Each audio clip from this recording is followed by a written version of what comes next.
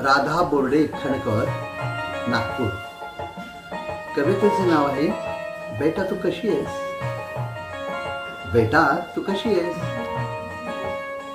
बेटा तू कशी आहेस, तुझ्याशी थोडं बोलायचं होतं। बेटा तू कशी आहेस, तुझ्याशी थोडं बोलायचं होतं।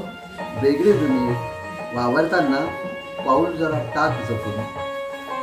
बेटा तू कशी आहेस, तुझ्याशी थोडं बोलायचं होतं। वेगळी दुनियेत वावरताना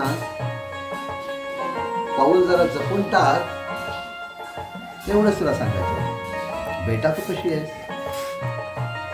हितगुज तुझ्याशी करायचं होतं।